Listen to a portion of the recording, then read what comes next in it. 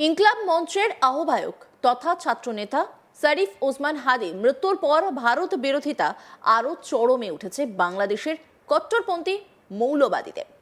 ভারতের বিরুদ্ধে প্রকাশ্যে স্লোগানের পাশাপাশি রাজশাহী, চট্টগ্রাম সহ একাধিক এলাকায় ভারতীয় হাই কমিশনের অফিস ও অ্যাসিস্ট্যান্ট হাই কমিশনের অফিসে হামলা পর্যন্ত হয়। এরপর ভারত বাংলাদেশি নাগরিকদের ভিসা দেওয়া বন্ধ করে দিলে পাল্টা বাংলাদেশও ভারতীয় নাগরিকদের ভিসা দেওয়া বন্ধ করে দেওয়া হয় কনসুলার পরিষেবাও। এবার বাংলাদেশের পরিস্থিতি নিয়ে একদম ভারতের প্ল্যান রেডি করে দিলেন এক বিরোধী নেতা। তার বক্তব্য, ওদের গুঁতো দেওয়ার জন্য কোনো আর্মি রাফাল পাঠানোর দরকার নেই। হাসিমারা থেকে রাফালের আওয়াজটা দিয়ে দিলেই যা হওয়ার হয়ে যাবে। অনেক ড্রোন উড়েছিল অপারেশন সিন্দুরে, যদি কোনো ড্রোন পড়ে থাকে তাহলে ওটাকে আবার একবার তুলে ছেড়ে দিলেই হয়ে যাবে। একদম পিঁপড়ের মধ্যে অনেক সাইজ আছে, ওরা একদম ছোট পিঁপড়ে। কি বলছেন শুভেন্দু অধিকারী, শুনুন। ওই দেশে কমপ্লিটলি মৌলবাদীদের হাতে চলে গেছে। আফগানিস্তানের ফেজ 1-এর মতো। এখন আফগানিস্তানের ফেজ 2-তে আমেরিকার গুঁতোর পরে অনেকটা পিউরিফাইড তালিবান সরকার। আগের এই উগ্র তালিবান সরকার নেই, ওটা গুঁতো খেয়েছে বলে। এদেরও গুঁতো দরকার, যেটা হেমন্ত বিশ্ব শর্মা বলেছে। এদের গুঁতো দরকার। এদের গুঁতো দেওয়ার জন্য কোনো আর্মি আর রাফেল টাফেল পাঠানো দরকার নেই।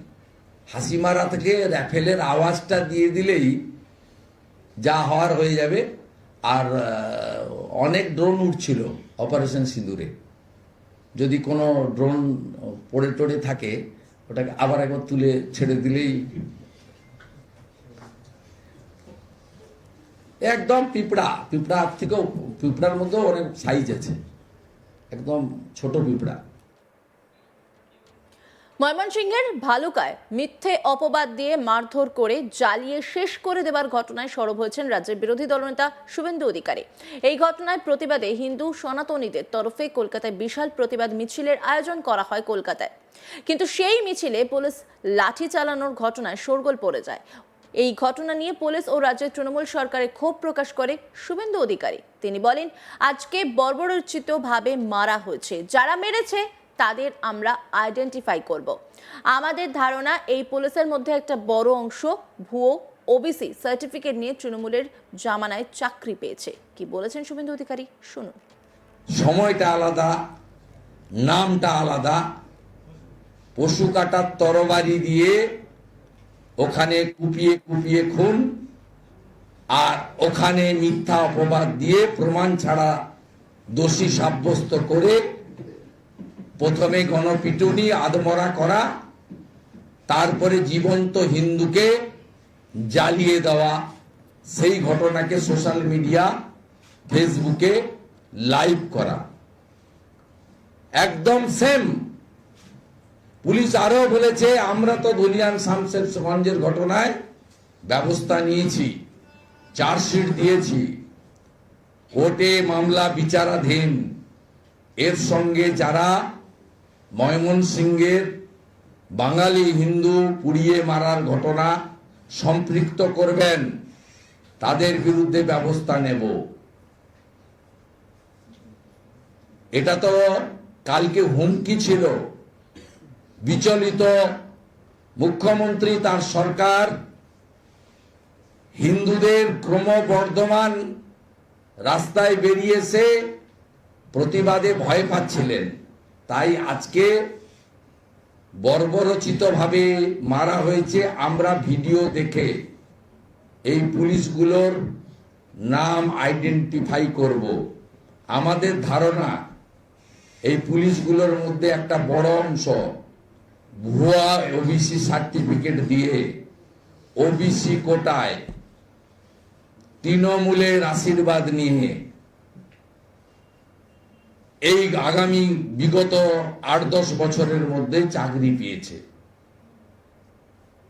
যে ধরনের টার্গেটেড লাঠি মারা হচ্ছিল, যেভাবে লাল বাবা মহারাজ সহ গেরুয়া বসন পরা, ধুতি পরা, পাঞ্জাবি পরা গলায় রুদ্রাক্ষের মালা, কারোর জটা, কারো মুন্ডিত মস্তক, তাদেরকে নিরস্ত্র সাধুগুলোকে যেভাবে পেটাচ্ছিল, এতে পরিষ্কার হয়ে গেছে এই লাঠিটা শুধু পুলিশ তার কর্তব্য পালনের জন্য মারছে না। যারা এই ঘটনা ঘটাচ্ছেন তাদের মধ্যে অন্য কোনো প্রবৃত্তি লুকিয়ে রয়েছে, কোনো হিডিং এজেন্ডা রয়েছে। আমরা এটা ছাড়ব না। আগামীকাল বিভিন্ন সনাতনী সংগঠন, হিন্দুরা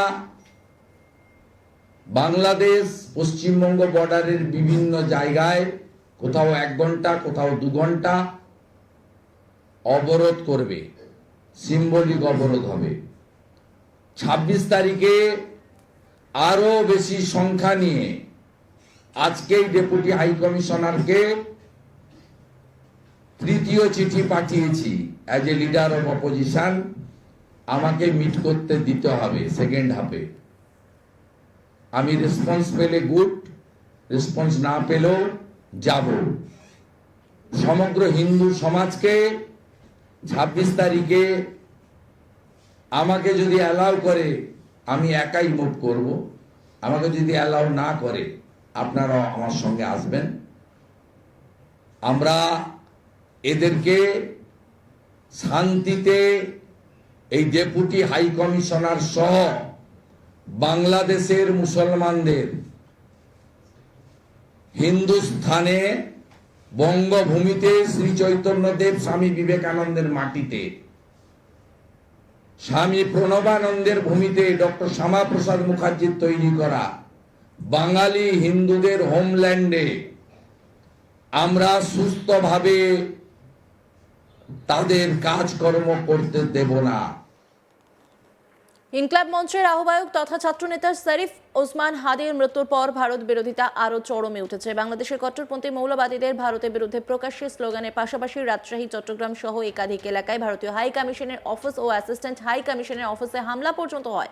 এরপর ভারত বাংলাদেশি নাগরিকদের ভিসা দেওয়া বন্ধ করে দিলে পাল্টা বাংলাদেশও ভারতীয় নাগরিকদের ভিসা দেওয়া বন্ধ করে দেওয়া হয় কনসুলার পরিষেবাও।